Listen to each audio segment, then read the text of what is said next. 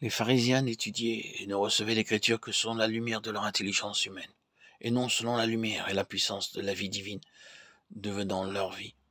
C'est aussi là très souvent la cause du peu de vie spirituelle d'un grand nombre de croyants qui pourtant lisent l'écriture et qui la connaissent bien.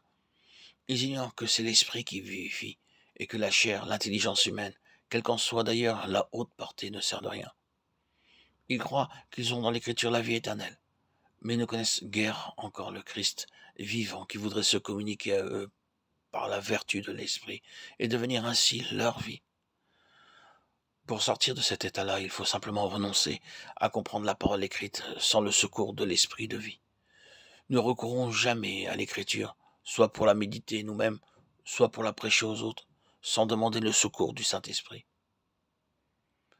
Avec adoration, commencez par regarder d'abord à Dieu, le priant de renouveler en vous l'action de son esprit, et puis en silence et avec foi, abandonnez-vous à la puissance divine qui demeure en vous, et comptez sur elle pour vous faire recevoir la parole, non seulement par l'intelligence, mais par la vie spirituelle qui est en vous.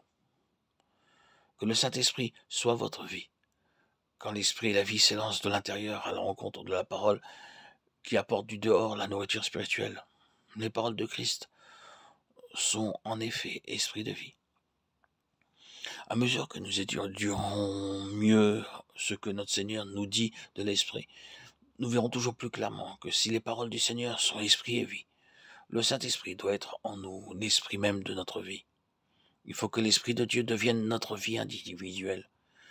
C'est au-delà de notre esprit, au-delà de nos sentiments et de notre volonté, que nous devons chercher le principe vivant de toutes ces facultés. Et il n'est autre que l'Esprit de Dieu. Quand nous saurons bien qu'aucune de nos facultés humaines ne peut atteindre à l'esprit de vie qui anime les paroles de Dieu vivant et que nous compterons uniquement sur l'Esprit Saint en nous pour nous les faire recevoir et comprendre, pour en faire la vie de notre vie, nous saurons aussi ce que signifient ces mots. C'est l'Esprit qui vivifie. Nous reconnaîtrons alors que pour recevoir les paroles qui sont esprit et vie, il faut que nous possédions en nous l'esprit de vie, que c'est alors seulement qu'elles nous révéleront leur signification, qu'elles nous communiqueront leur vertu divine en s'adressant à l'esprit et à la vie qui demeure en nous. Oh mon Dieu, de nouveau je te remercie de ce que l'esprit demeure en moi. De nouveau je te prie humblement de me faire réaliser sa présence, de me faire comprendre l'œuvre divine qu'il poursuit en moi.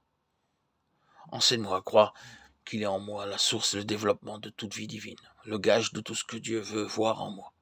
Alors je comprendrai qu'étant esprit de vie en moi, il suscitera dans mon esprit une soif nouvelle pour la parole de Dieu, qu'il m'assimilera à cette nourriture divine, qu'il la fera devenir en moi vie et puissance.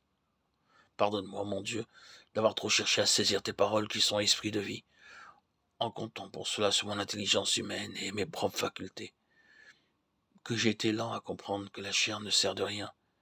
Mais à présent, je veux l'apprendre et le savoir. Oh mon Père, donne-moi l'esprit de sagesse, accorde-moi l'action puissante de l'esprit, afin que je reconnaisse le sens profond de chacune de tes paroles, que je sache toujours mieux que c'est spirituellement qu'on juge des choses qui sont de l'esprit de Dieu. 1 Corinthiens 2,14. Enseigne-moi à étudier l'écriture en reniant la chair, l'intelligence charnelle et à attendre avec humilité et foi que l'action de ton esprit vienne donner vie à ta parole. Que ce soit désormais en esprit et en vérité que j'étudie ta parole et que je lui obéisse, recevant ainsi force et vie de sa lecture.